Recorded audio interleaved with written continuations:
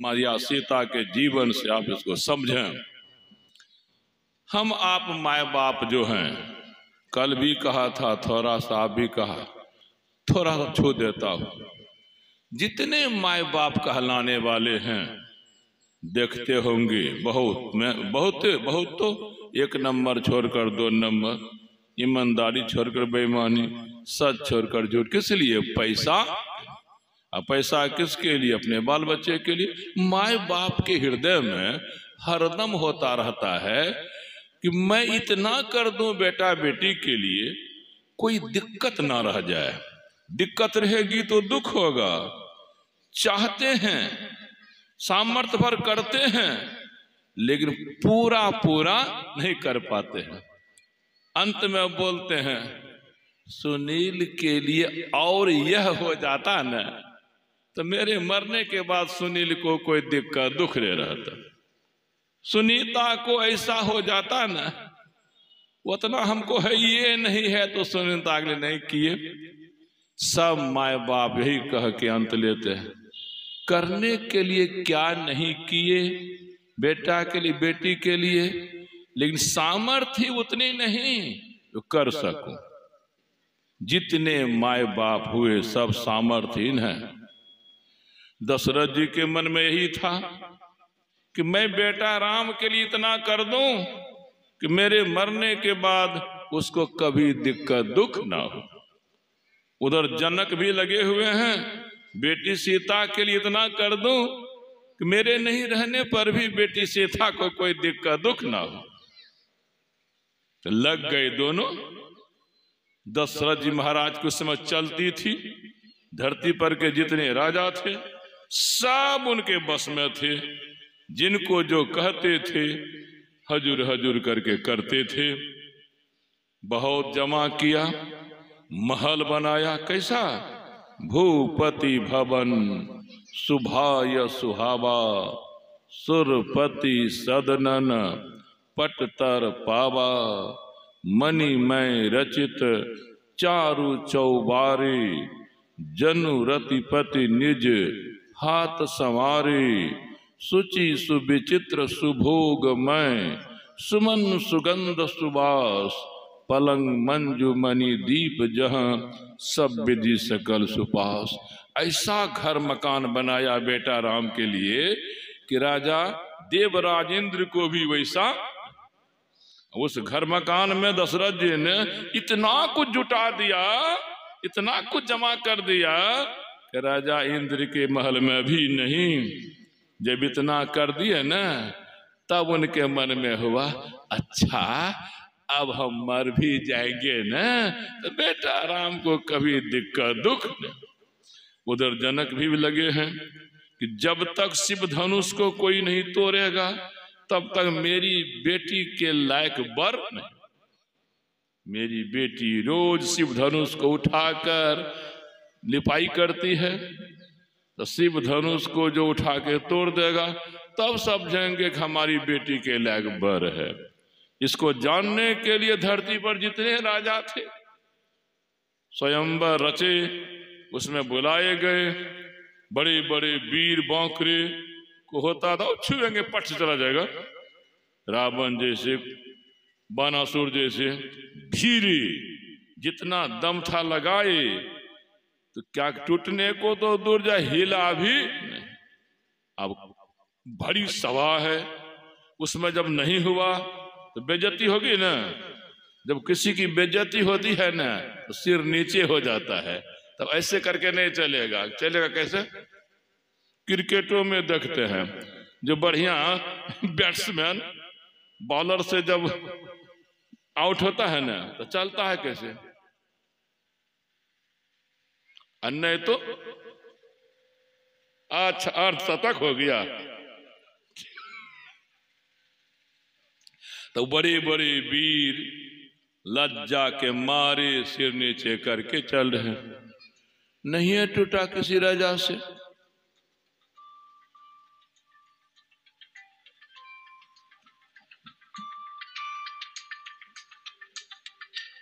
बड़े बड़े वीर थक गए। लक्ष्मण भी वहीं थे, राम भी वहीं थे, विश्वामित्र वहीं थे।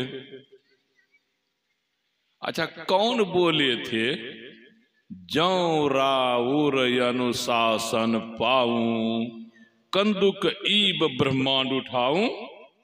आप लोग भी बहुत रामायण पढ़ते होंगे, तो 99 हम तो एक आप। लक्ष्मण, यदि मुझे गुरुदेव की आज्ञा हो जाए ना, कंदुक ईब ब्रह्मांड उठाऊं। कंदुक मन गेंद। ब्रह्मांड कितना भारी है, धरती कितनी भारी है, इसको मैं गेंद की तरह उठा के फेंक दूंगा। धनुष क्या है? राम कहता हर बार मत कर। भाव था कहने का। जब राम की बारी आई, कब उठा धनुष, कब टूटा धनुष, सभा में कोई नहीं देखे। तो अब राम का विवाह हुआ था सीता के। अब उनको जनक को हुआ, मेरी बेटी को घर भी अनुकूल, वर भी अनुकूल। घर कौन मिलेगा? ससुर वाला।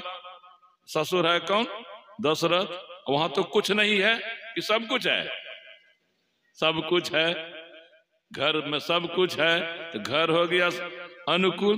वर में तो राम में कोनो गुण नहीं था, सब गुण था। शक्ति तो नहीं थी, सर्वशक्ति सर्वगुण।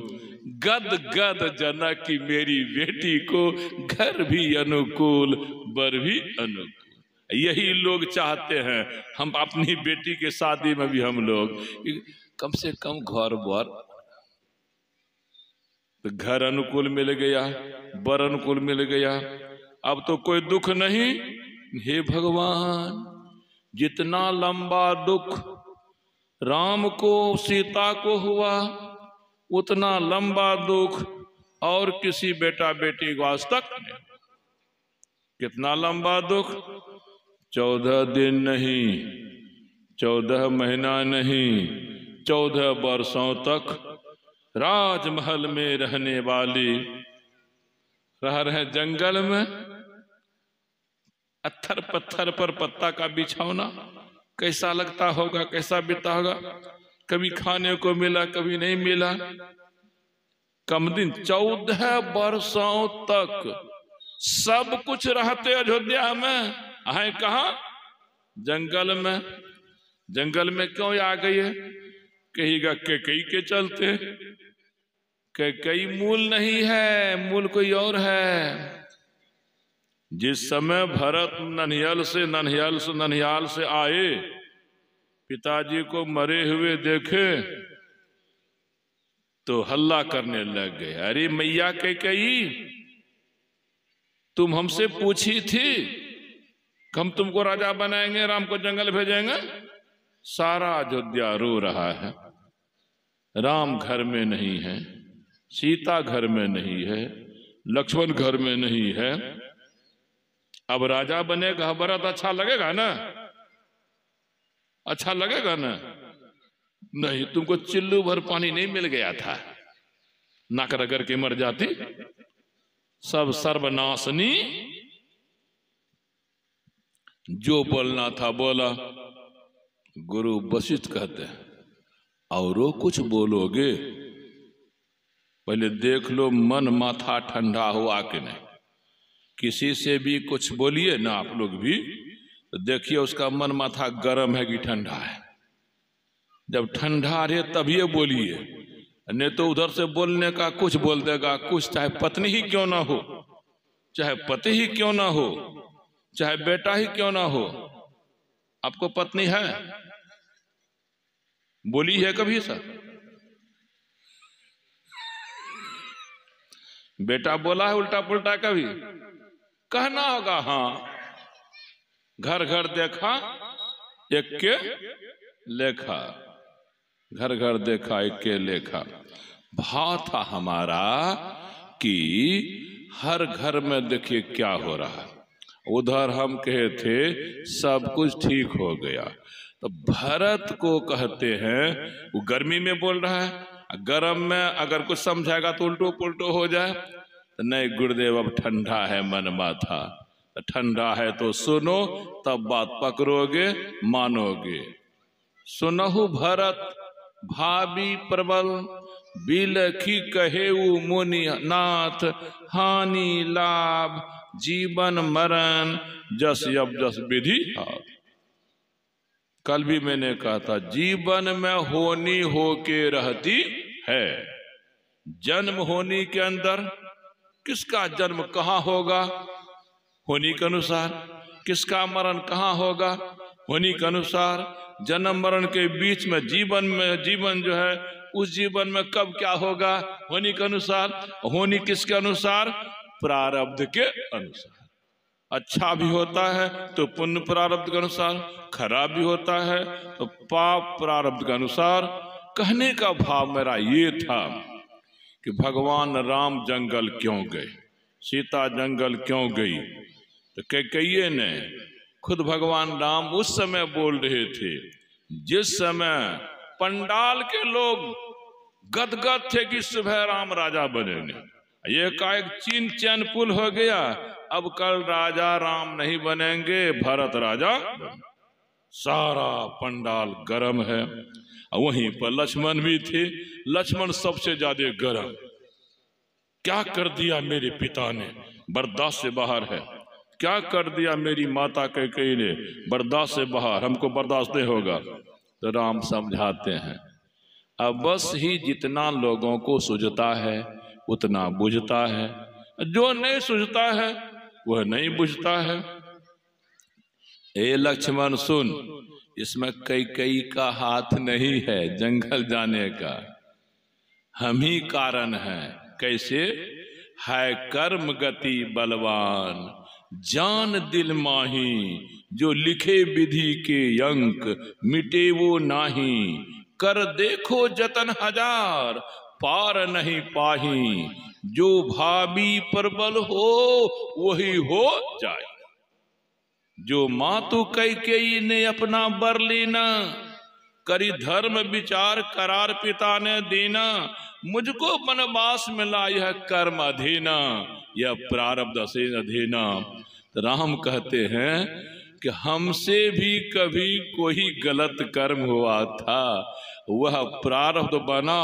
यह वही दिन देख रहे हैं जो दिन हमने किसी को दिखाया था। सीता से भी कभी गलत कर्म हुआ था, वह जब प्रारब्ध बना तो सीता के कर्म से जैसा हुआ था किसी के जीवन में, कर्म के फल में सीता को वैसा ही।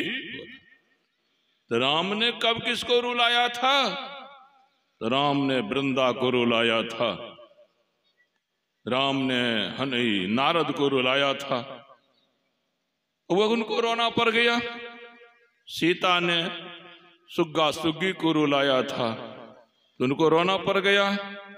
कहने का भाव, राम कहते हैं हमरे ऊपर भी कर्म का नियम लागू हुआ, हमारे पिता ने सब सुख सुविधा का इंतजाम कर दिया, कोई दिक्कत नहीं रही, कोई दुख नहीं रहा, लेकिन कर्म का भोग मुझे सब कुछ रहते ऐसी घटना घट गई, देखने का सुख देखे